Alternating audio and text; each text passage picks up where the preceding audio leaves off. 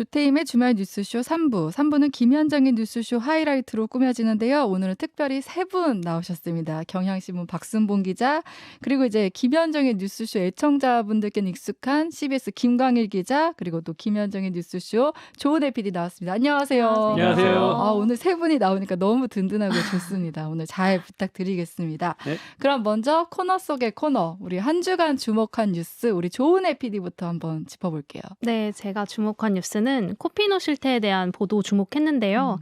코피노가 이제 말씀드리면 한국인 아빠, 필리핀 엄마 사이에서 낳은 혼혈 아이를 말하잖아요. 네. 네, 근데 필리핀에 있는 한국인이 현지에서 필리핀 여성을 만나서 자녀를 낳고 이후에 연락 두절된 채 필리핀을 떠나버려서 과거 지탄을 많이 받았었잖아요. 그런데 이게 필리핀 현지에서만 이루어지는 일이 아니라고 해요. 그러니까 국내에서도 같이 있는데도 한국인 아빠가 필리핀 엄마와 아이의 관계를 끊어버리는 일들이 지금 비일비재하다고 합니다. 그래서 남편이자 아빠로서 도의적인 책임을 다하지 못한 것도 이제 분노 포인트이긴 한데, 네. 근데 여기서 문제가 되는 건 아이들에 대한 처우인데요. 네, 그래서 한국에서 태어났지만 애들이 국적이 없다고 해요. 그러다 보니까 아빠도 병원에 못 가는 약간 복지 사각지대에 있다고 해요. 그래서 아빠에 대한 정보가 또 거의 없으니까 친자 소송도 불가능하다고 합니다. 네. 그래서 지금까지 해외 코피노 실태만 좀 알려져 왔는데 그렇죠. 네. 이렇게 국내 코피노의 존재가 알려지기 시작했으니까 좀 제대로 된 실태 조사도 하고 언론이 또 사회가 움직였으면 하는 바람으로 이번 주목한 뉴스 꼽아봤습니다. 근데 조은혜 PD 말씀처럼 필리핀 현장에서의 코피노 얘기는 많이 들었지만 우리나라에도 코피노가 이렇게 많다는 거, 그리고 이 코피노들이 그 의료 사각지대에 있다는 거 맞아요. 좀 놀라운 일인 것 같아요. 이거 그렇죠. 여기에 대한 좀 대책 마련이 당장 필요해 보인다, 이런 생각이 드는데, 우리 박순봉 기자가 주목한 뉴스는 뭐예요? 저는 예타 통과를 꼽아봤는데요. 예타가 뭐죠? 예타라는 게 예비 타당성 조사의 줄임말인데 네. 지난 수요일에 국회에서 기획재정위원회 소위원회를 통과를 했습니다. 네, 네. 근데 이게 좀 이색적인 건 뭐냐면은 네. 여야 간에 최근에 굉장히 경색 국면이 심하고 갈등도 심하잖아요. 네. 많이들 기억하시는 게 국회에서 민주당 주도로 법안을 통과시키면 대통령실이 거부권 행사하고 이런 그림이 좀 반복되었는데 네. 굉장히 이례적으로 만장일치로 여야 모두 참석을 해서 통과시킨 게 바로 이 예비타당성 조사 완화 법안이에요. 네. 이게 어떤 내용이냐면 예타라는 게 쉽게 생각하시면 대규모 사업들 있잖아요. 국가 재정 세금 들어가는 사업들을 타당한지 좀 미리 조사를 해보는 건데 네. 이 사업해도 괜찮은 건지 검증을 하는 거죠. 혈세가 들어가니까요. 그렇죠. 근데 기존에는 예타의 조건이 어떻게 돼 있었냐면 총 사업비는 500억 원, 그리고 국가 재정은 300억 원 이렇게 이상 들어가게 되면은 예타를 거쳐야 되도록 돼 있었습니다. 근데 이 네네네. 법안은 어떤 내용이냐면 이거를 완화시켜 주는 거예요. 그래서 총 사업비는 1,000억 원, 그다음에 국가 재정은 500억 원 이상 들어가게 되면은 이제 예타를 시행하도록 그렇게 조정을 하는 건데, 이렇게 되면 이제 예타를 거치지 않아도 되는 법안 그 사업들이 굉장히 많아지게 그렇죠. 되는 그런 효과가 네, 있는 네. 거겠죠. 그런데 이제 아무래도 좀 시점상으로 보면은 여야 간 경색 국면도 심하고 그다음에 총선이 한 1년 정도 남은 시점이잖아요. 네. 이제 이런 시점에 이 법안이 좀 통과가 됐다. 그것도 만장일치로 통과가 됐다. 그래서 많이들 좀 의심을 하고 있는 상황이에요. 왜냐하면 총선 앞두고 보통 현역 의원들이 가장 강조하고 싶은 거는 우리 지역구에 이런 사업을 내가 따왔습니다. 이제 현수막 같은 거 많이들 그렇죠. 보시잖아요. 네. 그 사업을 추진하는 게 굉장히 좀 쉬워질 수 있기 때문에 이제 그런 용도가 되지 않겠느냐 이렇게 우려를 표하는 거고, 네. 그리고 이제 물론 그런 사업들이 좀 잘해가지고 되면 좋은데 이제 문제는 좀 남발하게 되지 그렇죠. 않을까 이런 네. 우려들이 있는 거고요. 다만 이제 무작정 좀 포퓰리즘으로 보기에도 좀 어려운 면도 또 있는 거는 이제 국회 쪽에 물어봤어요. 그랬더니 이 예타 제도가 도입이 된 게 1999년도인데 그 이후에 24년 동안 이 규모를 조정한 적은 없었다는 거예요. 그러니까 그러다 보니까 이제 물가도 오르고 여러 가지 사업도 그러다 보면 이제 사업비가 늘어날 수밖에 없잖아요. 그래서 이제 현실화하는 측면도 있다 이렇게 얘기를 하고 있어요. 그래서 이제 이게 실제로 좀 낭비가 되는지 안 되는지 이런 것들은 좀 추후에 이제 법이 아마 통과될 가능성이 높거든요. 그렇게 되면은 좀 잘 지켜봐야 될 것 같아서 뽑아봤습니다. 혹시 김광희 기자 뭐 덧붙일 말 있을까요? 아니 그냥 저는 이제 핵심이, 그러니까 예타도 예타지만 결국 그러니까 우리가 계속 눈살을 찌푸리고 걱정하게 되는 것들이 막 지역에 포퓰리즘식으로 도로 큰 거 지어놨는데 결국 차 안 다니고 뭐 그런 것들이 그런 이제 우려가 낭비되는 경우 많죠. 네네. 그런 거잖아요. 근데 그런 것들이 이제 이 예타 과정도 그렇지만 결국에 사실 그 국회 예산을 짜는 과정에서 항상 되게 진지한 검토 오랫동안 수기가 진행되기보다는 뭐 그런 것도 있겠지만 결국 막판에 원내 지도부에서 막 딜하고 그리고 깜깜이로 소위에서 정말 결과도 공개하지 않고 자기 그 논의하는 과정도 공개하지 않고 자기들끼리 주고받으면서 이해관계를 공유하는 그런 방식들에서의 문제들이 많이 지적되어 왔잖아요. 그래서 예타와 함께 그 부분들이 반드시 개선되어야 이런 포퓰리즘이 좀 해결될 수 있지 않을까 하는 생각을 짧게 해봤습니다. 맞습니다. 네. 아마 이거 주장을 한 의원들은 이제 지방 소멸 요새 문제도 있고 또 이제 그 지역민들을 위한 것이다 이렇게 주장을 했을 텐데 거기에 맞게 진짜 예산이 좀 잘 쓰여야 되지 않을까 싶습니다. 그럼 이제 본격적으로 인터뷰 주인공들을 만나볼게요. 오늘 우리 처음 만나볼 인터뷰 주인공은 누구예요? 네, 이번 주는 우리 정치 한 달을 내다보는 코너죠. 월간 코너에 여야 두 분의 인터뷰를 준비를 했어요. 그래서 저희가 총선 1년을 맞아서 1년이 남은 시점을 맞아서 그래서 스페셜 게스트로 윤여준 전 장관 이야기 들어봤는데요. 네. 듣고 오시겠습니다. 자, 민심의 흐름 어떻게 읽을 수 있을까요? 모든 조사가 다 30% 되다 하는 거는 제가 보기엔 대통령으로서는 위기지요. 예. 근데 윤 대통령은 원래 뭐 여론조사 신경 안 쓴다고 그랬잖아요. 예. 근데 이 부정평가는 얼마 나왔나요? 부정평가 한번 보여주세요. 부정평가 60%대 나왔습니다. 두 조사 아이고. 다. 예. 그렇군요. 음. 배는 안 되든 배 가까이 되네요. 그러면 저거는 대통령한테는 엄청난 부담이 될 텐데요. 더군다나 이제 내년 총선거가 있잖아요. 예, 예. 네. 그러면 대통령 지지도가 그때까지 이런 답보 상태를 보이면 예. 선거 굉장히 어려워질 거예요. 근데 지금 한미 정상회담 2주 앞두고 미국 정보기관의 도청이라는 진짜 돌발악재가 터졌어요. 이런 게 터질 거라고는 상상도 못했는데 대통령실도 참 곤혹스러울 것 같아요. 그렇죠. 이제 방미 직전이니까. 그러나 미국이 뭐 도청한다는 건 전 세계가 알고 있는 일이고. 아, 동맹국도요? 물론이죠. 아니 몇 년 전 기억 못하세요? 스노든 파일인가 뭐가 예, 나왔을 스노든 때. 폭로. 유럽의 모든 미국의 우방국 다 도청했어요. 정상들. 아니 그때 스노든이 그렇게 터트려가지고 난리가 났었는데 그 후로도 계속 그런데, 한다고요? 그런데 그때 난리가 났지만 예, 예. 세상이 뒤집힐 것 같았지만 예. 며칠 있다 잠잠해졌어요. 안 뒤집히긴 했죠. 왜냐하면 누구나 아는 거예요. 그거를. 또 누구나 필요성을 인정하는 거예요. 속으로. 예, 제국이라는 건 괜히 제국이 아니죠. 제국. 예, 미국은 제국이잖아요. 예, 지금 이제 그 제국을 중국도 제국 노릇하겠다는 건 미국은 유일하게 자기들만 하겠다는 예. 그 싸움만 벌어지고 있는 거 아닙니까? 맞습니다. 그러니까 한국도 뭐 나쁜 뜻이라기보다는 예. 예, 미국의 정보기관은 그걸 몰랐다면 이상한 거죠. 지금은 우리나라 기술 수준 가지고는 막을 수 없을 걸요. 그 정도입니까? 그럼요. 이거 좀 충격적인데요. 그러니까 지금 뭐 청와대에 있었으면 예. 괜찮았을 거 예, 아니냐. 예. 지금 용산은 예, 예. 뭐 새로 지면서 뭐 뭐 더 심은 거 아니냐? 방지를 더 했을 거 아니냐, 뭐 심은 거 아니냐 예. 되는데, 뭐하러 굳이 심어요? 음성 빨아들이면 되는데. 빨아들이면 된다. 모든 음성 다 빨아들이면 돼요. 여기까지 도청 이야기하고 여의도로 가보겠습니다. 여의도로 먼저 여당. 전당대회 기간 동안 상당히 높은 관심 받으면서 지지율도 상당히 뛰었었던 여당인데 전당대회 후에 지지율이 훅 떨어졌습니다.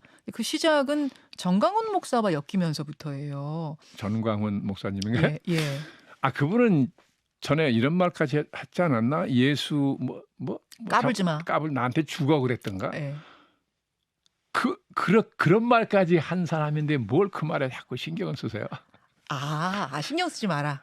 그 신경 쓸 일이 아니잖아요.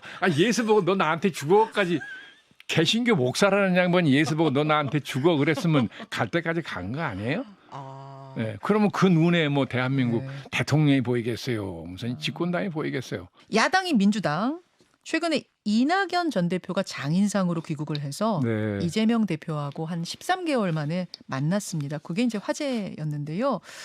뭐 이번에 장인상 치르고 바로 미국으로 이낙연 대표 돌아갑니다만 여전히 이제 이낙연 역할론 뭐 이런 것이 계속 주목되고 있습니다. 어떻게 보십니까? 뭐 전직 국무총리를 지낸 분이고 당 대표를 예. 지낸 분이고 하니까 나름 역할이 왜 없겠습니까? 예, 그러나 모르겠습니다. 뭐 그동안 미국 그냥 뭐 가 있는 동안에 얼마나 변했는지는 모르겠으나 미국 가기 전에 그 정치할 때 그냥 만 스타일을 보면 예.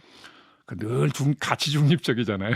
아, 예, 좋게, 신중하신 점잖게 말해서 신중하지만 가치 중립적이란 말에 늘 스타일. 엄중하게 본다고 그래서 젊은이들이 비아냥거리는 말로 미스터 엄중이라는 별명까지 붙였었잖아요. 예, 예. 근데 그러면 안 되는 거죠.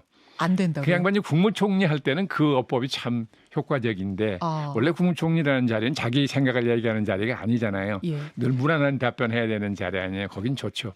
근데 여당 대표든 야당 대표, 정치 지도자가 되면 자기 생각을 얘기해야 돼요. 아, 예, 그걸 뭐 함축적으로 하든 직설적으로 하든. 근데 늘 피해가는 답변을 하니까 네, 오죽했으면 뭐 젊은 기자들이 미스터 엄중이라는 별명을 붙일 정도 아니었어요. 근데 그렇게 자기 색깔을 드러내지 않고 예. 자기 생각을 드러내지 않고 예. 거기서 오는 부담을 두려워하고 이런 모습으로는 정치도가 되기 어렵죠.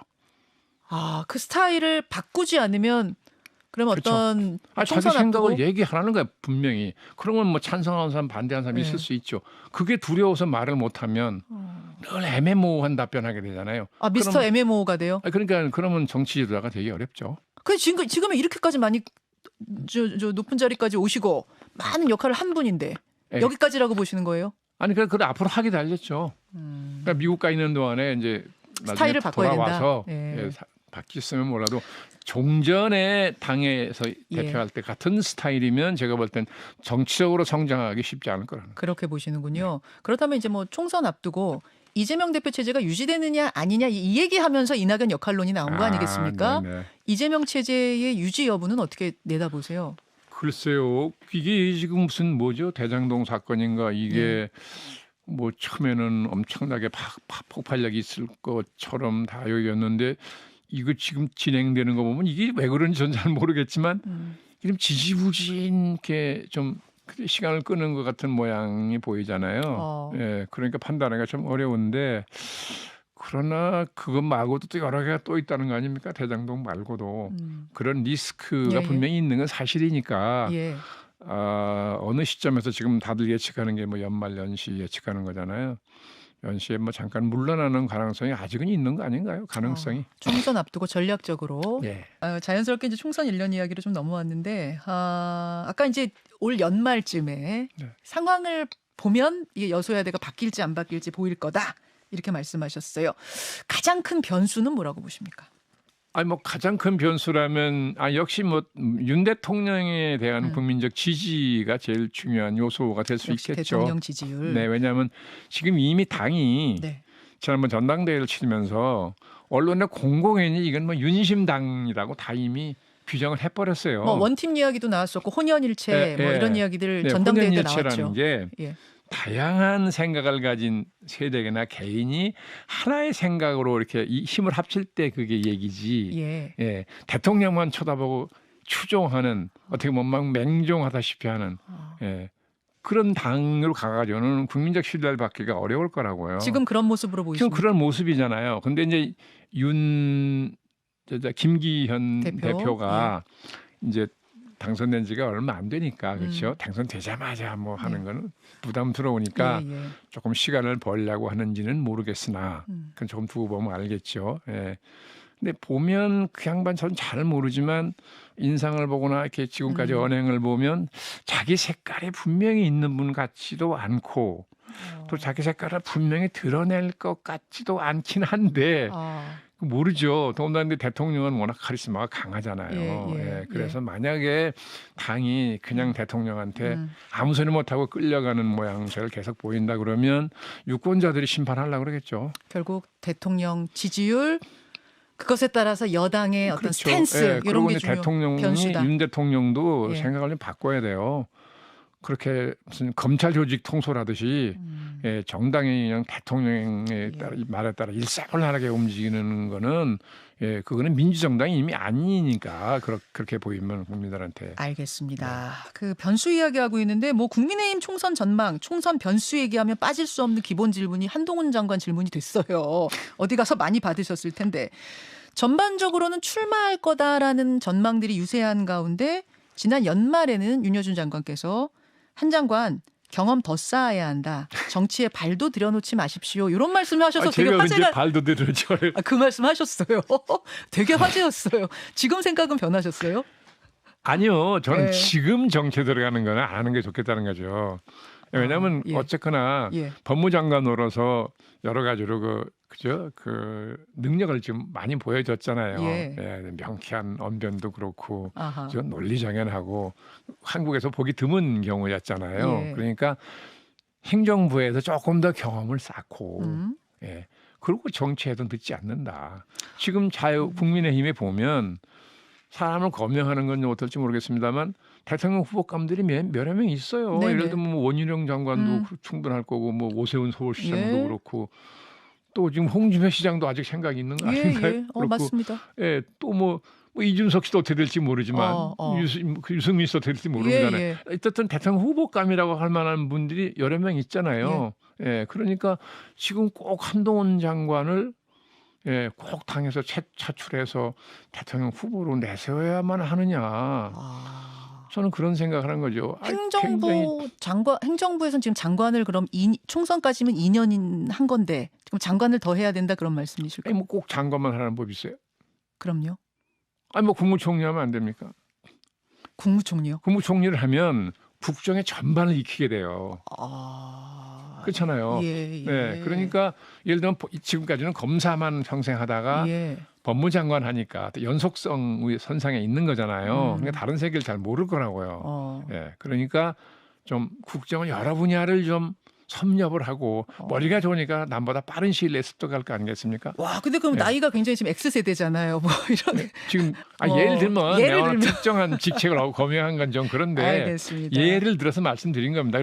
네, 4월 11일 화요일에 출연한 윤여준 전 장관 인터뷰였는데요. 내용 정리를 좀 해주시면 좋을 것 같아요. 네, 듣고 오셨지만 간단하게 내용 정리하면요. 총 3가지로 요약할 수 있는데요. 우선 정광훈 목사 관련한 여파가 계속되는 당을 향해서 약간 메시지 남겼어요. 한마디로 요약하면 신경 쓰지 말라는 내용이었어요. 그래서 한 표가 아쉬운 심정은 이해한다만 그분들이 무슨 일을 하든 신경 쓰지 말고 우리는 우리 할 일을 해야 된다라고 했어요. 네. 그리고 두 번째 이낙연 전 대표 관련한 이야기는 장인상으로 인해 급거 귀국하면서 이낙연 역할론이 이제 급부상했잖아요. 근데 약간 좀 윤 전 장관님께서는 좀 유보적이었습니다. 왜냐하면 이 전 대표가 평소에 약간 가치 중립적인 화법을 가지고 있는데 이게 당대표가 되거나 정치 지도자가 되면 자기 생각을 말해야 되는 자리인데 이게 약간 약점으로 작용할 거라고 얘기를 했어요. 네. 그리고 마지막으로는 한동훈 장관의 출마론에 대해서 있었는데 예나 지금이나 윤 전 장관은 지금은 아니다라고 얘기를 했어요. 그러면서 아직은 조금 더 경험을 쌓아라라는 조언까지 같이 주셨습니다. 네, 그 인터뷰는 이제 며칠 전 일이고 저희는 이제 현재 시점에서 얘기하다 보니까 또 그 재미도 있는 듯한데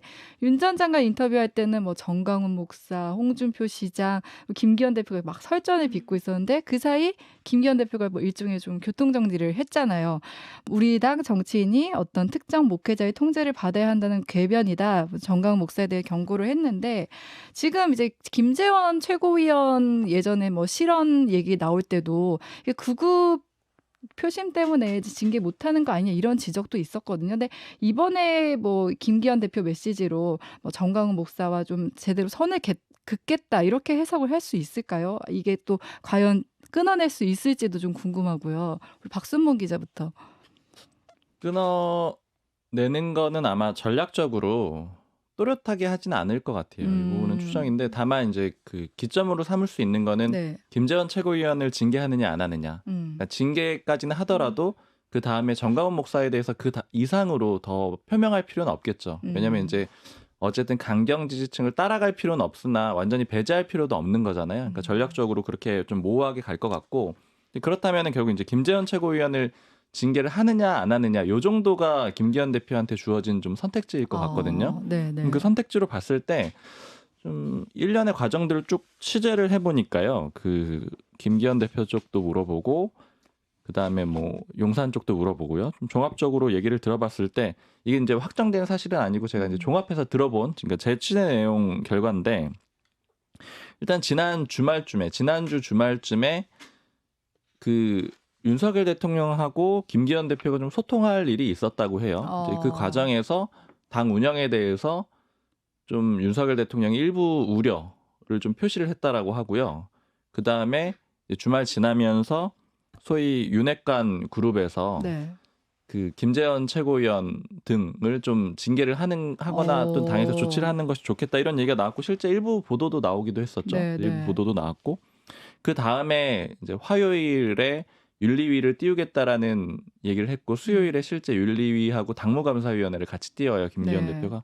그래서 이제 이런 과정들을 봤을 때는 이 아무래도 그 윤심 내지는 용산 쪽의 뜻이 반영이 돼가지고 윤리위가 띄워진 걸로 해석이 되거든요. 그래서 아마 김재현 최고위원의 그 징계는 좀 어느 정도 확실해 보인다. 근데 또 윤심으로 볼 수 있는 또 하나의 근거가 뭐가 있냐면 김기현 대표가 어떤 얘기를 했냐면 이제 지난 얘기는 좀 묻고 가자라는 취지로 한번 얘기를 했었죠. 그러니까 여태까지 나온 얘기들은 뭐 이제 덮고 앞으로 이렇게 이제부터 하지 실현을 말자. 하면 네, 이제 이제부터 하지 징계하겠다. 말아라. 그렇게 네. 얘기를 했다라는 건 뒤집어서 해석을 해보면 지나간 일은 이제 덮겠다 이런 취지였던 그쵸. 건데 네. 갑자기 윤리위원회를 띄우잖아요. 그러니까 이런 과정들은 결국 이제 김기현 대표의 의사보다는 좀 용산의 뜻이 반영이 된 게 아니냐 이렇게 해석이 되고 네. 사실 김기현 대표가 이 지도부를 징계하는 거에 대해서는 조금 회의적이었다 그래요. 왜냐면은 김기현 대표 체제가 지금 좀 흔들리기도 했는데 이제 실언으로 흔들리기도 했는데 그보다도 내부적으로 좀 징계를 하게 되면은 네. 이 지도부 자체가 갈등을 일으키게 될 수가 있잖아요. 근데 이런 과정이 예전에 이준석 대표 체제 때 보면은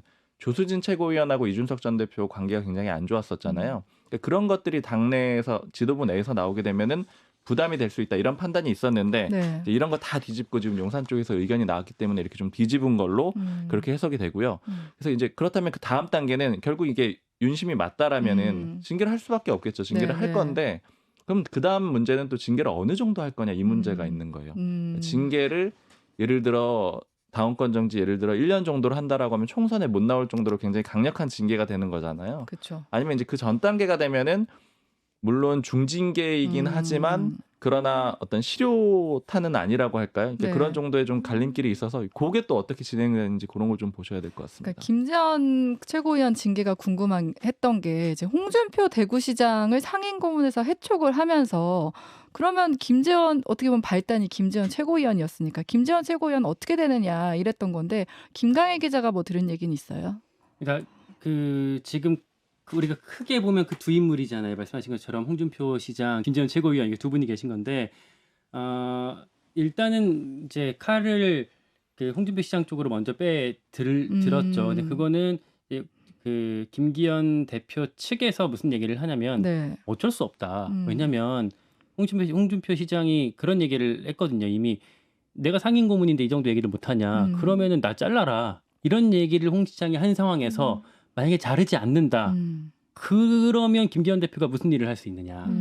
일을 아예 할 수가 없는 상황이기 때문에 그건 이제 그것 때문에 상수가 됐다라는 얘기를 하고 어쨌든 홍 시장은 이렇게 해촉을 하면서 이제 지나간 것 같고요. 네.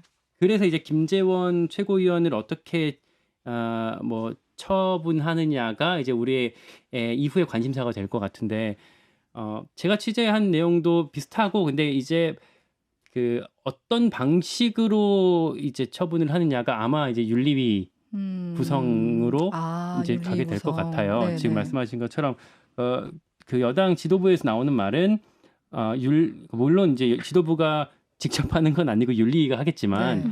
아마도 탈당 권고 정도 수준의 아주 강력한 그 징계를 뭐 희망하는 건지 어쨌든 그 정도의 지침을 주는 건지 이런 얘기들을 하거든요. 그리고 탈당 권고 정도 수준의 그 징계가 예상되거나 징계가 나오게 되면 그 김재원 최고위원 입장에서도 정말 어쨌든 다음 목표는 총선일 텐데 그거 하기가 쉽지 그쵸. 않아지니까 오히려 김재원 최고위원이 먼저 나가겠소라고 하는 게 오히려 김재원 최고위원한테도 나을 거다라는 식으로 일종의 협박을 뭐 저나 다른 기자를 통해서 간접적으로 하고 있는 거죠. 그렇고 좀 이런 여론을 만들라 이런 얘기인가요? 뭐 그런 취지도 될 수 있을 거고. 네. 근데 명분이 뭐 이쪽에서 명분을 내고는 건 뭐냐면요.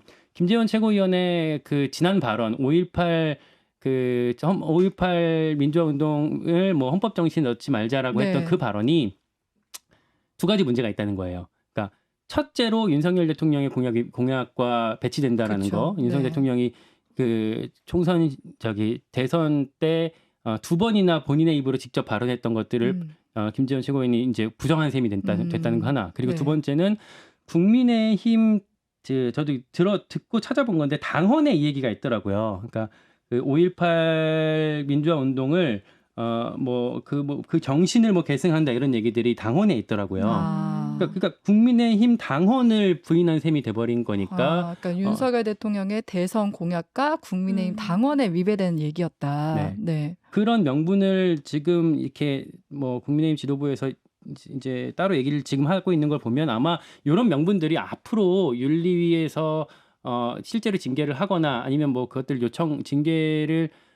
징계의 건을 상정을 하거나 할 때 아마 이런 명분들이 다시 담기게 될 것 같아요. 그러니까 이 말을 종합을 하면은, 그러니까 지금 홍준표 시장 해촉하고 이런 것들이 어떻게 보면 김재원 최고위원 징계를 위한 지금 수순이라는 생각이 들고요. 그리고 그럼 이제 주목해야 되는 건 그럼 징계 수위가 어느 정도가 될 것이냐, 이걸 이제 앞으로 좀 주목해야 되지 않을까. 근데 제가 이제 그 과정에서 네.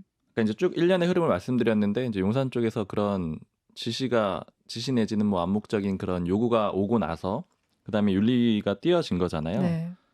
근데 일단 첫 번째로 이제 먼저 말씀드리고 싶은 거는 그럼 이제 윤심 논란이 있을 수가 있단 말이에요. 그리고 그거를 이제 소위 기사가 나올 수 있을 정도로 어느 정도 관계자가 언급을 해준 거잖아요. 네. 이걸 윤심 논란을 별로 신경 쓰지 않는 분위기가 있는 게 아까 김광일 기자가 얘기해준 그 부분이에요. 그러니까 윤석열 대통령의 공약 사항인데 네. 그걸 공개적으로 비판했다라는 것 때문에 부담 없이 이 부분에 대해서 나선 거고요.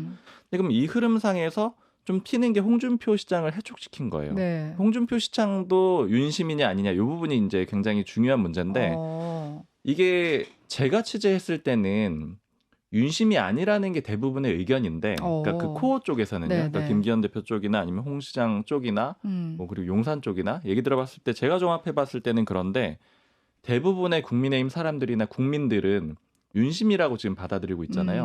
그러니까 1차적으로 이 현상 자체도 굉장히 지금 중요한 거고요. 또 대선 경선 과정에서도 결었기 때문에 또 그런 것도 있잖아요. 네. 그래서 일단은 그 양쪽의 얘기를 들어봤을 때 윤심이 아니라고 주장하는 거는 이게 오히려 감정적인 문제다 이렇게 표현들을 하더라고요. 감정적인 문제고 홍 시장의 국한에서 봐야 된다.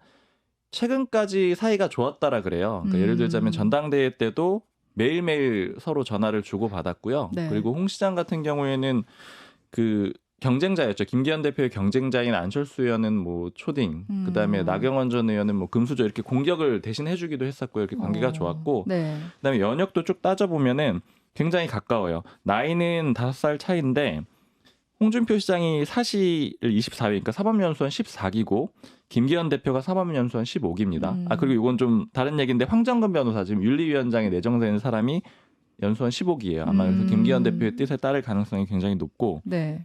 그다음에 2008년에 홍준표 시장이 한나라당의 원내대표가 되는데 그때 원내 부대표로 임명을 해줘요. 김기현 의원을, 김기현 네네. 지금 대표를. 네. 그리고 2011년에 홍준표 시장이 한나라당 대표가 되거든요. 그때 한나라당 대변인을 또 시켜줍니다. 네. 그러니까 어떤 관계냐면 정말로 일종의 그 채찍근 같이 서로 끌어주는 그런 느낌이에요. 서로라기보단 사실은 홍준표 시장이 계속 끌어주는 그런 그림이었던 거죠. 네, 네.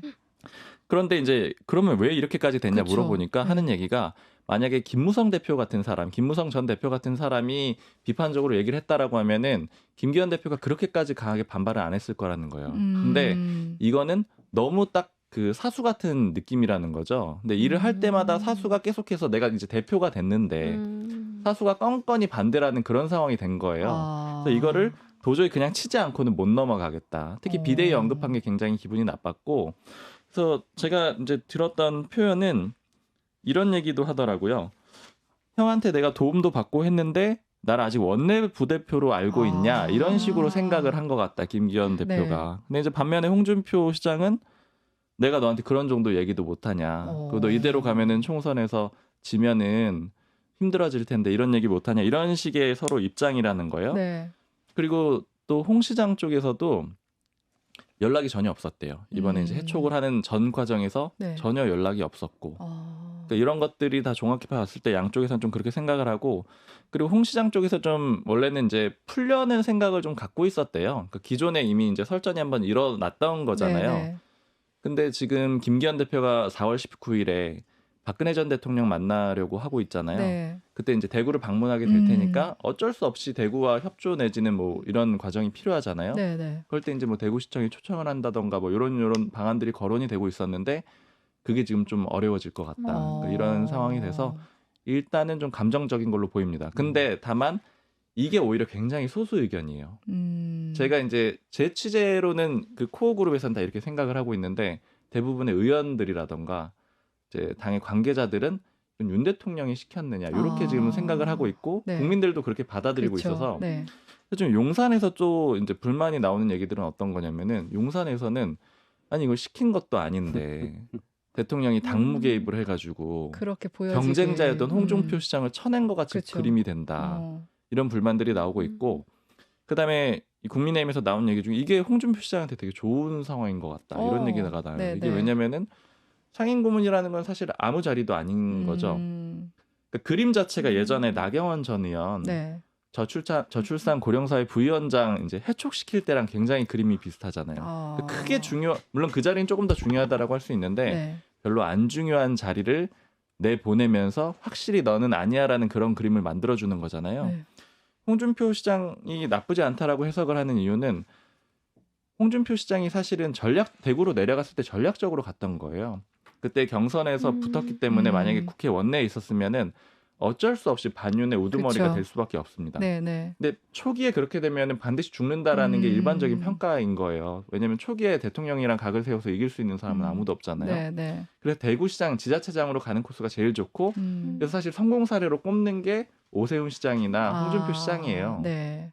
둘 코스가 좋고 나경원 전 의원처럼 이제 이 국회 인근에 있으면은 당할 수밖에 없다라는 거죠. 네, 네. 근데 이렇게 갔는데 결국 이제 어느 시점이 지나고 대통령 지지율 빠졌잖아요. 먼저 때려줬기 때문에 반윤의 우두머리 포지션으로 돌아오기가 굉장히 용이해졌다. 이제 네. 이런 해석들도 같이 하고 있습니다. 아니 안 그래도 이제 홍 시장은 뭐 이제 계속 난 목소리 낼 것이다 이렇게 했는데 저도 이제 보면서 홍준표 시장 입장에서는 이제 차기 대선을 노리는 분으로서 지금의 이 상황이 나쁘지 않겠다 이런 생각이 들긴 하더라고요. 네, 땡큐죠. 뭐 가만히 있었는데 이렇게 어쨌든 홍 시장님은 우리가 보면 어떻게든 그 이슈의 중심에 서고 싶어 하시는 그런 뉘앙스로 이제 해석이 되는데 네. 어쨌든 이번 주 뉴스를 이렇게 달구고 우리가 여기서 그쵸. 이렇게 얘기를 하고 있다는 것 자체가 네. 도움이 많이 되실 거고. 정치는 잊혀지면 안 된다 이게 있잖아요. 그렇죠. 네. 특히 더 조급하게 생각하시는 캐릭터 중에 한 분이신 것 같은데 그리고 제가 이제 박수봉 기자 취재하신 내용과 저도 되게 비슷해요. 결이. 그러니까 그런 얘기 하더라고요. 김기현 대표가 그 생각보다 이렇게 한 칼이 있는 사람이다. 그러니까 막 그런 비유를 누가 하시던데 그 판사들이 그러잖아요. 그 변론할 때 웃으면서 와 막 다 들어주다가 갑자기 뒤에 가서 징역 10년 땅땅땅 이렇게 네. 때려버리는 그런 캐릭터가 나름대로 저는 아직 그분한테 그런 모습을 충분히 보지 못했지만 있다라는 얘기들을 하고 그 말은 이번 의사결정 과정에서 김기현 대표가 이렇게 주도해서 결정한 거라는 얘기들을 제가 보기에도 복수의 그 증언들을 종합해 봤을 때 제 취재 내용도 그런 것 같고요. 근데 그럼에도 불구하고 다만 뭐 의원들 혹은 이 국민들이 이것도 다 윤심의 결정 아니냐라고 생각을 하게 되는 건 네. 그만큼 김기현 대표가 이번에 대표가 되는 과정에서 어떤 본인의 주도권을 그쵸. 충분히 보여주지 네. 못하고 윤심에 기대서 그 등에 업혀서 당선됐다라는 걸 만천하가 알기 때문에 그걸 같이 해석하게 되는 것 같습니다. 네. 이 얘기는 굉장히 흥미진진하게 들었는데. 근데 이게 그거 하나 봐야 돼요. 김기현 대표가 그럼 이렇게 해가지고 좋으냐? 네. 김기현 대표에 대한 평가, 아까 홍준표 시장에 대한 평가는 해봤는데 그게 좀 당내에서 평가가 별로 좋지 않은 것 같습니다. 가장 대표적으로는 일단 순서가 안 맞다라는 거죠. 김주원 최고위원을 먼저 징계를 하고 그 다음에 홍준표 시장을 했으면 모르겠는데. 근데 그 순서가 일단 안 맞는 거고. 그래서 더 감정적으로 보였을 수도 있겠어요. 네. 그리고 사실 기자들이 그제였죠. 그제 이런 결정이 내려진 다음에 물어보는데 답변을 좀 잘 안 하거든요. 근데 여기에 대해서도 국민의힘의 뭐 관계자는 이게 약간 좀 그로기 상태에 빠진 것 같다. 그러니까 뭐 그렇게 평가를 하기도 하고 좀 잘못된 판단인 것 같다. 용산 쪽에서도 그런 얘기를 좀 하는 사람이 있고요. 이게 네. 뭐 그 대통령의 뜻이라기보다는 이제 용산 관계자들이 그런 얘기를 하는 경우도 있고 그래서 대체적으로는 좀 평이 썩 좋지는 않은 것 같습니다. 네, 이 얘기는 여기서 마무리를 하고요. 이제 또 지지율 얘기를 좀 해볼게요. 윤 전 장관이 윤 대통령 지지율과 관련해서 지금 지지율이 가을까지 이어지면 내년 총선에서도 여소야대 계속 될 것이다 이렇게 말을 했는데 어제 지지율도 좀 안 좋게 나왔어요. 네. 한국갤럽 이제 지지율이 나왔는데 이번 주 지지율에서 윤석열 대통령 직무수행 평가가 30% 이하로 하락했어요. 네. 그래서 자세한 내용 살펴보면 한국갤럽이 지난 11일에서 13일에 실시해서 14일에 발표를 했는데요. 윤 대통령 직무수행 평가 긍정이 27%가 나왔고 27%요? 네, 부정이 65%가 나왔습니다. 그래서 전주 대비 살펴보면 긍정 평가는 4%포인트 하락했고 부정 평가는 4%포인트 오른 결과인데요. 이 수치가 6개월 만에 최저치를 기록했다고 합니다. 이게 바이든 날리면 때가 20%대였던 걸로 기억하는데 그럼 이게 지금 지지율이 떨어진 이유는 좀 어떻게 봐야 될까요? 일단 갤럽에서 분석을 하는 거는 이제 도청 이슈하고 그다음에 한일 관계 관련해서 그 일본의 그런 여러 가지 태도들, 그러니까 네. 호응이 나오지 않았던 거 이런 것들을 좀 꼽고 있고요.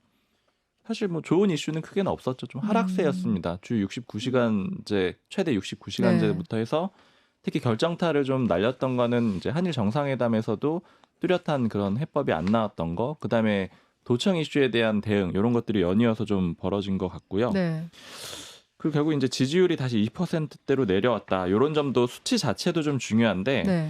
제가 이제 여권 관계자랑 얘기하면서 그 이게 대통령에게 굉장히 우호적인, 그러니까 친윤그룹 쪽의 인사인데도 이런 얘기를 하는 게 이제 요 수치는 저 따져봐야 되겠지만 초기에 예전에 그러니까 작년 7월에도 20%대일 때가 있었어요. 그런데 그때 소위 그 화물연대 파업 같은 거에 좀 강경 대응하면서 그쵸. 지지율을 끌어올렸고 올렸어요. 40%대 네. 초반까지도 또 끌어올린 적이 있었거든요. 근데 그때하고 지금의 상황이 좀 다르다라고 얘기를 하더라고요. 그때는 지지율이 낮았는데 유보가 굉장히 많았다라는 거예요. 그러니까 좀 말랑말랑한 상태였고 이 관계자의 표현은 일종의 그러니까 연애를 한다라고 하면은 밀당할 때 너가 이거 잘못했으니까 고쳐라는 정도의 취지로 유보를 하거나 잘못했다라고 하는 사람들, 그러니까 좀 말랑말랑한 사람들이 많았는데 최근에는 너 너무 못한다, 이별하겠다, 그러니까 좀 딱딱해졌다라는 거예요. 이별 통보에 더 가까운 형태의 그런 그가 좀 많아져가지고 네. 그런 게 좀 우려스럽다 이런 얘기들도 하고 있어요. 같은 20%대더라도 지금 느끼는 위기감이 더 크다 이 얘기인 것 같아요. 세 분이랑 얘기를 하니까 시간이 정말 빨리 가는데 그리고 윤 전 장관 이제 민주당에 대해서도 얘기를 했는데요. 이낙연 전 대표에 대해서는 좀 자신의 생각을 좀 드러내라 이런 얘기를 했습니다. 이 전 대표 또 공교롭게 이번 주에 장인상 때문에 국내에 머무르고 있는데 이래서 빈소에서 이재명 대표와 이낙연 전 대표 만남이 좀 주목을 받았었죠. 거기다가 지금 시기상 싱크탱크인 연대와 공생이 4월 말 광주에서 심포지엄을 개최한다고 하면서 이거 두고 이낙연계 결집, 뭐 이 전 대표 역할론 이런 얘기가 나오고 있어요. 실제로 민주당 분위기는 어때요? 일단 이 상이 있었잖아요. 그래서 그 상 장례식장에 찾아갔던 사람들, 저는 이제 뭐 직접 가진 못했지만 갔던 기자들이나 아니면 거기 찾아갔던 그 민주당 정치인들한테 좀 그 분위기 어땠는지 좀 물어봤어요. 네. 근데 대체적으로 하는 말은 생각보다 그 옛 이낙연계 사람들이 뭐 똘똘 뭉쳐 있더라라는 말은 하더라고요. 네, 생각보다는. 네네.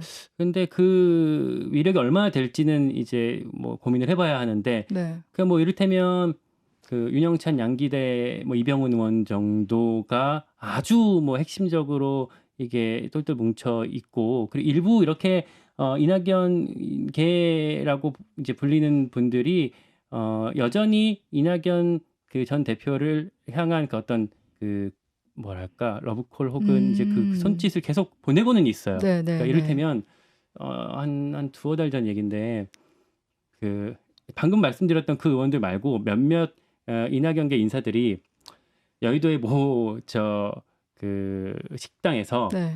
그 화상 통화를 이낙연 전 대표 미국에 있을 때 화상 통화를 하면서 대표님 어서 오셔야 합니다 이런 얘기를 하는 걸 누가 봤대요. 네네네. 네.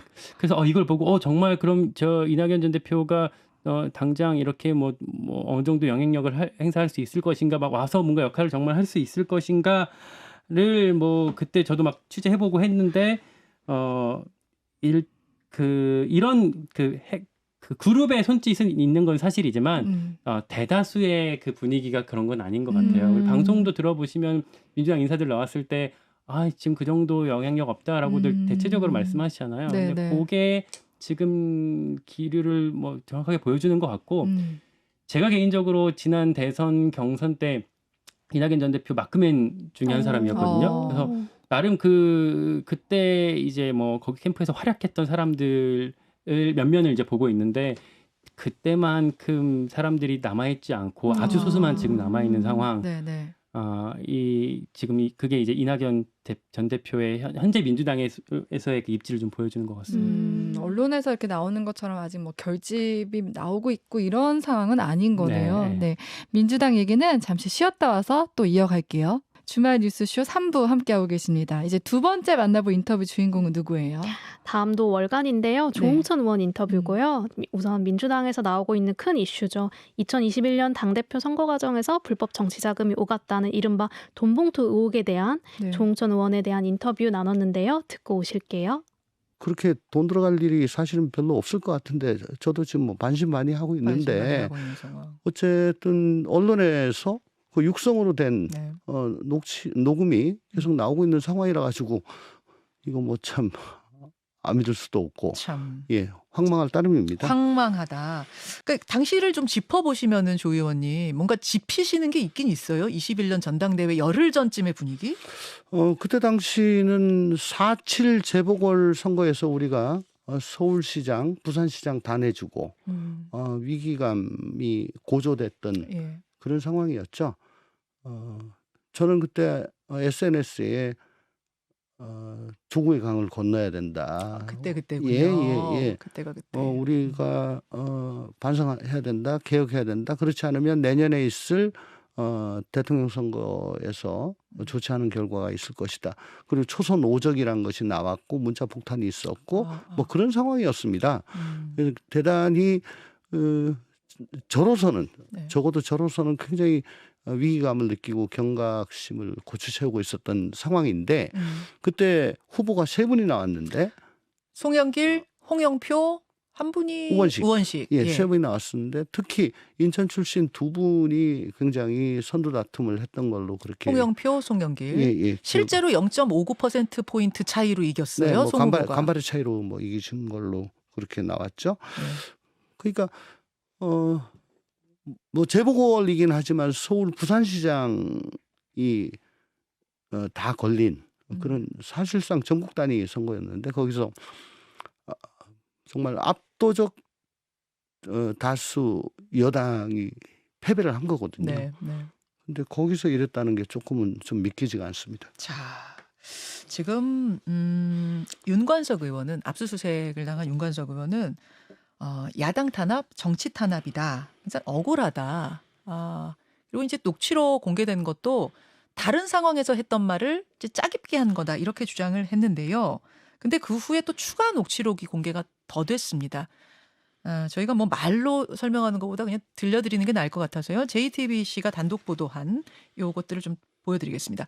2021년 4월 27일, 그렇죠? 4월 27일에 이정근 씨와 윤관석 의원의 일단 대화 녹취 들어보시죠.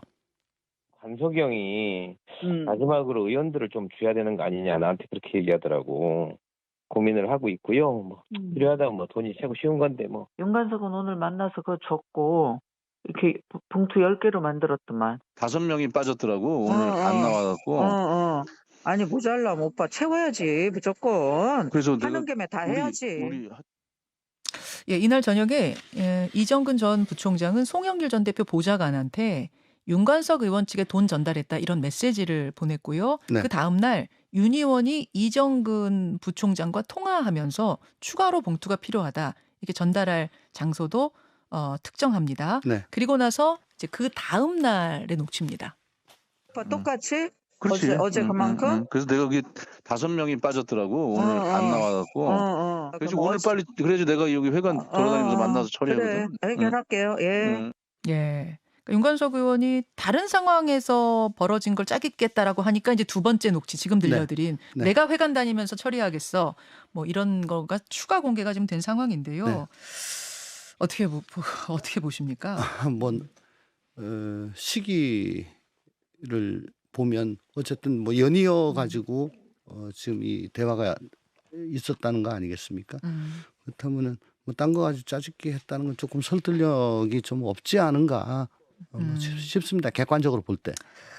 지금 현금 조성하고 살포한 사람들만 수사하고 조사하고 있는 단계입니다만 이걸 받은 사람들이 또 있다는 거 아니겠습니까? 받았다가 뭐 줬는데 거절한 사람이 있을진 모르겠습니다만 여하튼 현역 의원 최소 10명, 많으면 20명까지 지금 이야기가 되고 있는데요. 뭐 어떤 매체에서는 뭐 40명이란 것도 조선일보에서는 그렇게 오늘 현역 의원요?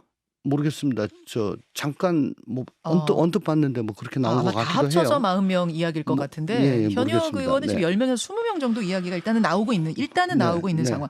이렇게 되면 이게 진짜 이게 개인 일탈 정도 수준이 아니라 광범위한 게이트로까지 비화할 가능성이 있다고 보세요. 뭐 저희 당이 지금 169명인데 10명만 돼도 이거 뭐 엄청난 거고요. 뭐 예를 들어 20명이면 교섭단체를 구성할 수 있는 거니까 어마어마한 거죠. 예. 이게 파장이 어디까지 갈 거라고 지금 당 안에서는 뭐 얘기들 많이 나누고 계실 거 아닙니까? 이게 이 만약에 상황. 사실이라면 예. 뭐 큰 문제가 아닐 수 없습니다.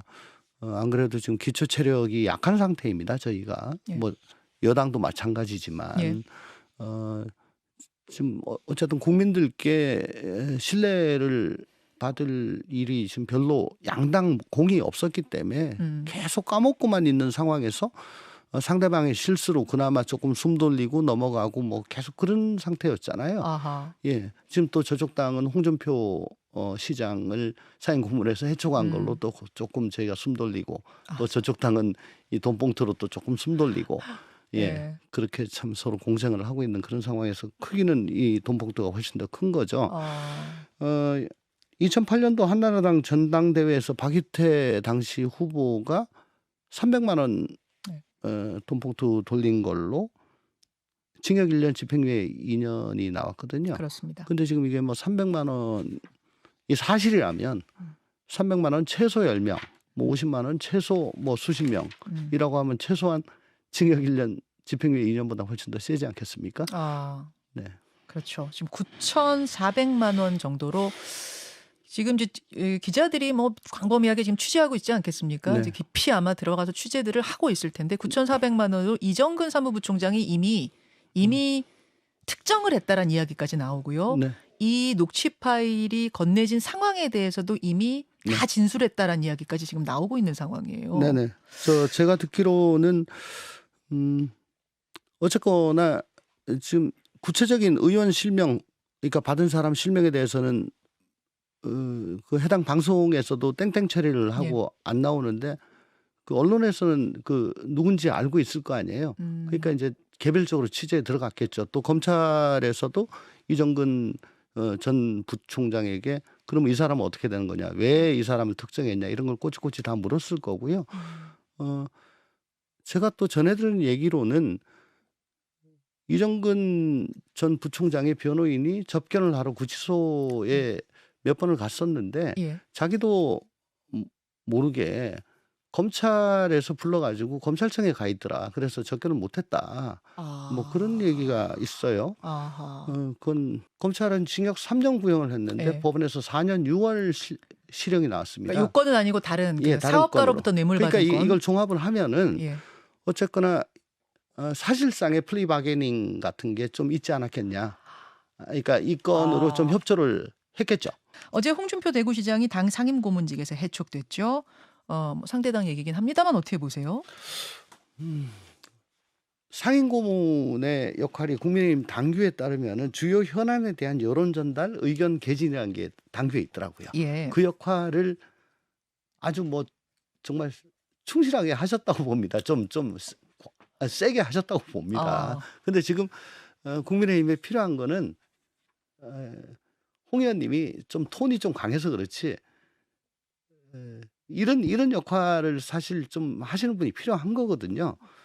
근데 저는 국민의힘 전당대회에서 당신 100%룰 개정을 할 때 저 당도 고장이 나겠구나라고 생각을 했습니다. 왜냐하면 그동안에 김종인 위원장, 이준석 대표가 태극기 부대와 전련을 하려고 그 노력을 했잖아요. 예, 그리고 예. 상당 부분 전련이 됐었습니다. 그런데 당신 100%로 하는 순간 이제 당내에서는 그 당심에 적극 관여를 해서 영향력이 센 쪽에 소구할 수밖에 없는 거고요. 그쪽은 정광훈 목사를 추종하는 세력이겠죠. 네, 4월 14일 바로 어제 인터뷰 민주당 조응천 의원 인터뷰 듣고 오셨습니다. 우리 조은혜 PD가 또 짧게 정리해 주시면 좋을 것 같아요. 네, 짧게 정리를 해드리면 일단 본인 경험에 비춰봤을 때 돈봉투 의혹에 대해서 돈 들어갈 일이 별로 없을 텐데 라면 반신반의라고 했어요. 근데 녹취가 계속 나오고 있잖아요. 네. 이걸 보고 이제 황망하다라는 말도 이제 덧붙였어요. 네. 그리고 이제는 이제 돈봉투 게이트라면서 사건이 커지고 있어서 당에서 어떻게 대응하면 좋을지에 대해서도 이제 덧붙였는데요. 당이 여튼 이제 신망을 다시 회복하려면 이거 선제적으로 조사 나서야 된다라는 얘기했고, 네. 그리고 또 이제 송영길 전 대표 당시 이제 중심이 되고 있는데 들어와서 그냥 검찰이 부르기 전에 들어와서 조사받는 게 낫지 않냐라는 얘기했습니다. 네, 그러니까 주초에 이제 도감청 의혹 터지면서 민주당 기사는 조금 없었거든요. 근데 이제 이 이정근 게이트가 터지면서 뭔가 하루하루 보도가 나올수록 좀 일파만파 이런 느낌인데 이 녹음 파일을 두고 이제 판도라의 상자 이제 열릴 것이다 이런 얘기 나오는데 실제로 민주당 분위기는 어때요? 아까 이 녹음 파일, 그러니까 이 이정근 게이트라고 하는 거에 대해서 네. 뭐 여야가 사실은 아주 예전부터 다 예의주시하고 있었어요. 이걸 뭐 기사로는 많이 이제 검찰발 기사 정도로만 소화가 됐지만 이를테면 언제쯤인가요? 갑자기 한 민주당 의원이 저한테 전화해갖고 김 기자 이거 이정근 게이트, 이정근 뭐 그 당시에는 게이트라고까지 안 불렀죠. 아무튼 이 사건 어떻게 되는 거야?라고 저한테 막 되게 걱정하는 투로 물어보기도 하고 왜냐면 그 뒤에서의 설들이 되게 난무했었거든요. 그 정도로 다 예의주시하고 있었는데 그게 이제 어떤 시점에 지금 터진 것 같고요. 그 대다수는 이제 물론 이제 겉으로 이제 하는 어떤 공식적인 입장 워딩은 뭐 저 검찰 독재 검사들이 기획해서 지금 우리를 국면 전환 뭐 이런 얘기하죠. 그런 얘기들을 네. 많이 하지만 또 뒤에서는 정말 뭐가 더 있는 거 아니야? 더 커지지 않을까? 그리고 내가 들은 건 이런 것들이 있는데 하면서 조금 그 걱정을 하고 있는 분위기들이 읽힙니다. 그러니까 이정근 전 사무부총장 기소되고 뭐 이런 기사 나왔을 때 사실 그 일반 여론은 누구야? 그러니까 잘 모르는 인물이다 보니까 그렇게 중요하게 생각을 안 했었는데 당 내에서는 이미 그때부터 이거 되게 크게 터질 것이다 이랬던 건데 전 이정근 부총장이 대체 어떤 사람이길래 이렇게 좀 마당발로 이렇게 모두 많은 사람들이 엮였는지 좀 궁금하더라고요. 저도 개인적으로 한 번도 본 적이 없는 게 사무부총장 송영길 대표 체제에서 사무부총장을 했던 분이고 이제 서초에서 그 지역위원장을 오래 하신 분이잖아요. 근데 이제 그 계파를 가리지 않고 여러 민주당 인사들과 접촉하고 또 이제 지금에서야 드러나는 이제 조금 더 구체화되고 있는 것들이지만 뭐 조금 이해관계를 공유하고 이런 것들이 오래전부터 있었던 것 같아요. 그래서 쉬쉬하고 있지만 이제 누구도 그거를 이게 정말 이 사람이 뭘 범죄를 했어라고 말은 못하지만 그 좀 들리는 것들로 인해서 그런 우려들이 증폭되고 있었던 상황이었습니다. 혹시 박 기자 뭐 들은 얘기 있어요? 아니, 저는 따로 들은 얘기는 없고 그 서초 지역이 험지잖아요. 민주당 쪽에서. 그쪽을 나가면서 또 이제 그걸 명분으로 삼아가지고 당에서 좀 자리 같은 것도 요구하고 이랬다는 얘기는 좀 들었는데 다른 범죄 얘기는 사실은 그 혐의는 이제 소위 찌라시 같은 것들은 좀 굉장히 많이 돌았었죠. 그런데 이제 그걸 확인이 됐던 건 이제 한 1년 정도 지난 지금 시점인 것 같아요. 아, 그렇구나. 그리고 이제 민주당 입장에서는 지금 이재명 대표 사실 계속 이재명 대표 사법 리스크를 얘기를 했는데 어떻게 보면 아직은 뭐 확실하진 않지만 송영길 전 대표 캠프 쪽이 다 좀 연루가 돼 있는 거잖아요. 그러니까 전 현직 대표가 어떻게 보면 수사 선상에 올라 있어서 굉장히 난감할 것 같은데 지금 거기다 이제 총선 1년 앞두고 대형 악재 아니냐 이런 얘기 나올 것 같아요. 누가? 저는 이게 좀 그림이 양쪽들 얘기를 들어보면 항상 여야 양쪽 얘기를 들어보면은 다 상황 안 좋잖아요. 지금 계속 안 좋다는 얘기들을 하고 있는데 네. 여당 같은 경우에는 정말로 농담이 아니고 뭐 이재명 대표를 좀 믿고 있다. 이런 식의 반응들을 보이고 네네. 이게 만약에 그러니까 이 상황을 예를 들어서 지금 검찰이 더 수사를 해봐야 되고 아직 혐의 단계니까 저희가 확정해서 얘기하기는 어렵겠지만 만약 어떤 이런 돈봉투가 오고 가고 이런 게 사실이고 문제가 명확하다면은 민주당의 대응이 예를 들어 뭐 과감하게 혁신을 하고 쳐내고 이렇게 하면은 오히려 계기가 될 수도 있겠죠. 근데 지금 첫 번째로 나온 반응은 이재명 대표가 역시 봐라 검찰이 나만 그렇게 하는 게 아니고 야권 인사들을 전방위적으로 탄압하고 있는 게 아니냐 이런 그림을 그렸잖아요. 네네. 뭐 민주당 의원도 그렇게 나설 수밖에 없지 않겠느냐. 나는 그 야당 탄압이고 저 사람은 범죄고 비리고 이렇게 분리하기가 굉장히 어렵다라는 거예요. 이렇게 되면은 지금 앞서서 말씀드렸던 윤석열 대통령 지지율 굉장히 많이 하락했는데 야당에서 또 검찰의 야당 탄압 이런 프레임으로 넓게 가져가면 이제 국민들이 어느 순간에는 전혀 납득을 못하는 상황에 올 거 아니에요. 만약에 혐의가 계속해서 드러나게 네. 되면은 그러면 이제 서로 그 마카마카 대결을 하면서 계속 안 좋은 그러니까 낮은 지지율이지만 양당 체제는 더욱더 공고화되는 이런 상황으로 인해서 국민들한테 좀 안 좋은 그런 결과로 이어지지 않겠느냐 이렇게 좀 보고 있습니다. 그렇게 되면 너무 최악인데요. 그러니까 이게 그러니까 결국에는 중도층 여론에 그쵸. 되게 민감한 이슈인 거잖아요. 그래서 총선을 민주당이 생각한다면 아주 그냥 단순하게 생각해 봤을 때 지금 해야 할 일은 뭐 검찰 뭐 그것도 있지만 당 내에서 정말 진상조사 기구를 만들어서 뭐 조사를 한다든지 확실하게 이 어떤 이런 문제에 대해서 선을 긋고 먼저 치고 나가야지 중도층 여론을 그나마 방어할 수 있는 게 이제 아주 단순한 도식일 텐데 이게 거의 불가능 혹은 쉽지 않을 거라는 게 민주당 내부의 어떤 대체적인 분위기예요. 그 이유가 첫 번째가 지금 박순봉 기자가 말씀하셨던 이재명 대표 본인이 갖고 있는 사법 리스크와 분리하기 어렵다는 점. 두 번째가 역시 이재명 대표 얘기인데 이재명 대표가 지금까지 걸어오면서 정치적 당내에서의 영향력을 확대할 수 있었던 그 배경에 대한 얘기인데요. 그러니까 얘기 어떤 얘기를 드리려고 하냐면 송영길 전 대표와 이재명 대표의 관계. 그러니까 이게 이정근 게이트 소위 이정근 게이트가 송영길 대표 체제에서 벌어진 일인 상황에서 네.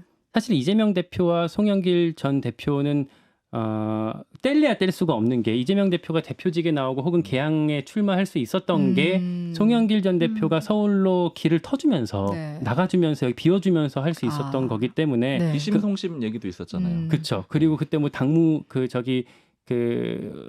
아무튼 그런 과정들이 있었기 때문에 이거 분리하기가 어렵고 그리고 또 하나 당내에서 나온 얘기는 이해찬 전 대표를 얘기를 많이 해요. 그러니까 이재명과 송영길을 잇는 그 어떤 그 윗선에는 네. 이해찬 전 대표가 있다. 왜냐하면 그러니까 이재명 대표 입장에서는 송영길 전 대표를 치기가 이해찬 대표의 눈치가 보인다는 거죠.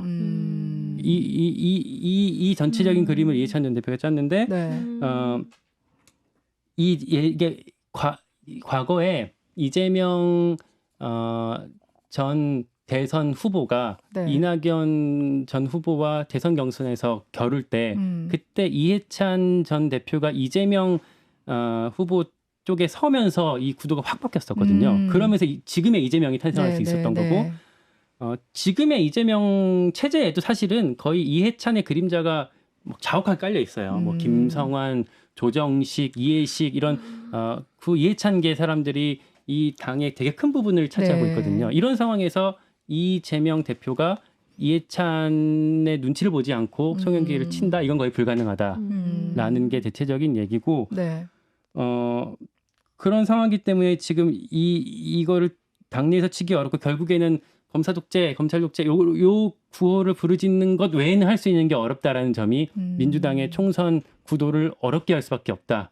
그 전망을 당내에서는 많이 하고 있습니다. 그림이 그거랑 비슷하죠. 네. 전에 이재명 대표 체포동의안이 좀 고민이 됐었던 게 노웅래 의원 건이 네. 있었던 거잖아요. 근데 똑같이 묶어줄 수밖에 없는 거고 그다음에 체포동의안에서 생각보다 이탈표가 많이 나왔잖아요. 네. 그러면서 이재명 대표는 더욱더 당내를 좀 보듬는 그런 포지션을 취할 수밖에 없었죠.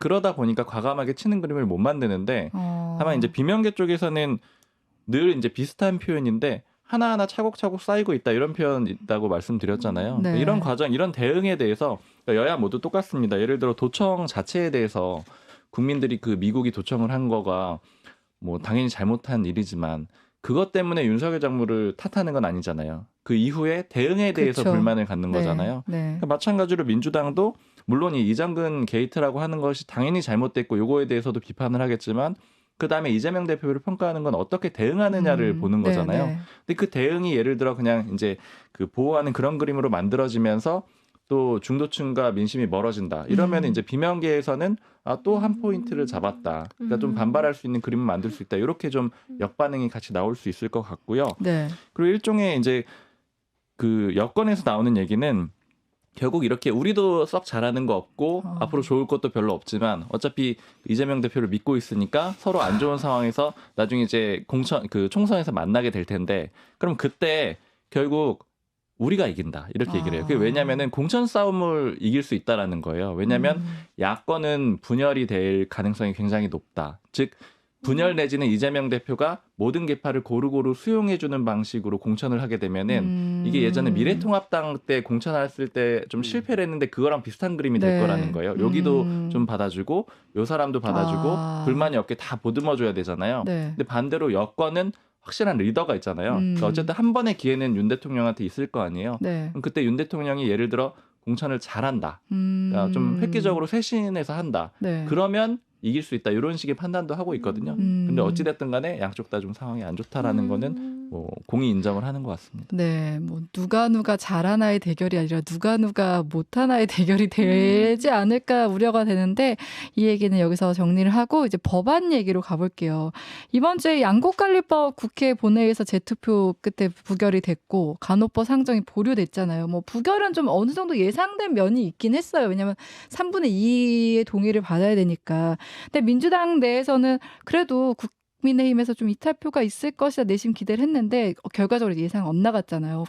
민주당 분위기는 좀 어때요? 그러니까 국민의힘에서 이탈표가 있다라는 전망은 사실은 대체적인 전망은 아니었고 아마 그 진성준 원내수석 지금 원내수석 맞나요? 진성준 원내수석 부대표가 우리 뉴스 인터뷰하면서 그런 기대를 그런 전망을 이제 말씀을 하셨기 때문에 그리고 그게 단순한 한 의원이 아니라 당의 원내 사령탑 원내 지도부의 권위 있는 수석부 대표가 그런 얘기를 했기 때문에 이렇게 기류가 이런 게 아닌가 하고 많이들 그렇게 퍼졌는데 네.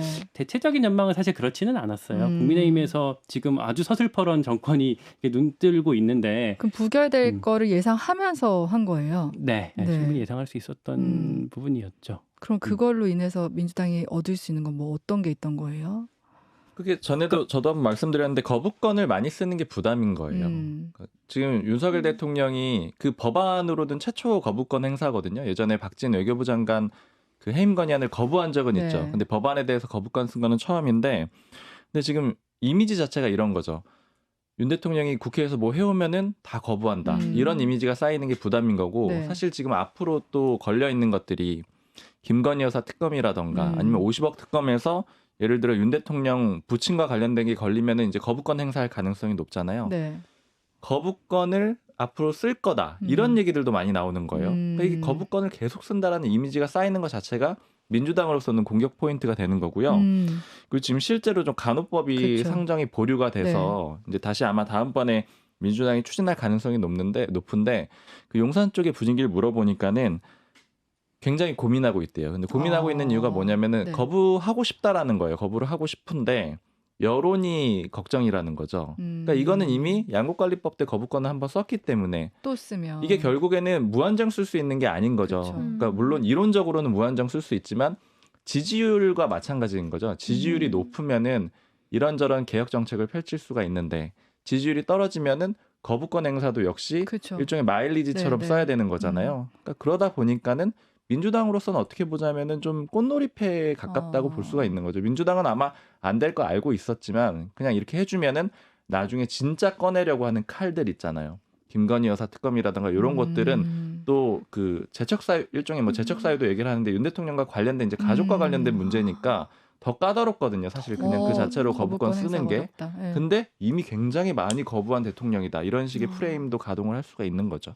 해서 간호법 같은 경우도 뭐 그 법의 어떤 내용에 뭐 부작용을 우려하는 사람도 민주당에 일부 있지만 어쨌든 다음 주에 이제 올라가면 이제 올리고 네. 했을 때 민주당이 간호법도 강행 통과시킬 거라는 게 당내 대체적인 또 반응이고요. 네, 네. 그 이 간호법에 대해서 대통령이 거부권을 쓸 것인가 이 부분이 양곡법 때랑 또 다른 점 중에 하나가 네. 그러니까 지금 더 고민할 수밖에 없는 이유가 양곡관리법 같은 경우는 나름대로 그 찾을 만한 명분이 있었어요. 그러니까 어떤 뭐 자유주의 시장 뭐 이런 그렇죠. 그 어떤 그 윤석열 정부가 관통하고 있는 저기 대선 때부터 이어오고 있는 그런 어떤 기조에 맞춰서 메시지를 짤 수 있고 그 흐름에 또 여론에 이를테면 그 보수층의 어느 정도 결속 이 바리케이트를 칠 수 있는 명분들이 있기 때문에 네네. 그때 가능했는데 간호법 같은 경우는 또 그런 이슈는 아니거든요. 그러다 보니까 지금 거부권을 쓸 그 어떤 필요성은 어느 정도 생각을 하고 있는데 요 명분을 찾는 데 있어서 고심을 더 하고 있다는 것 같습니다. 간호법에 또 윤 대통령 공약이었다고 그렇게 들었는데 그렇지 않나요? 그건 확인해 봐야 될 것 같아요. 모르겠네요. 죄송합니다. 다 알아야 되는데. 알겠습니다. 민주당에서는 이제 27일 본회의에서 간호법 처리시키겠다고 했으니까 이 상황도 어떻게 될지 지켜봐야겠습니다. 오늘 이제 마무리하려고 하는데요. 우리 김광일 기자 어땠어요? 네, 뭐 재밌었어요. 저는 사실 뭐 여기 함께 출연하고 있는 분들 평소에 제가 또 많이 대화하고 있는 분들이었으면 마음 편하게 할 수 있었습니다. 네, 우리 박수모 기자는 어땠어요? 너무 좋았어요. 저도 말할 사람이 많으니까 더 화기애애한 것 같고 잔치집 같고 좋았습니다. 저도 오늘 많은 얘기들을 들어서 너무 흥미진진하게 진짜 거의 청취자 모드로 들은 것 같은데요. 네, 오늘 김현정의 뉴스쇼 하이라이트는 여기서 마무리할게요. 오늘 세 분 나와주셔서 감사합니다. 고맙습니다. 고맙습니다. 감사합니다.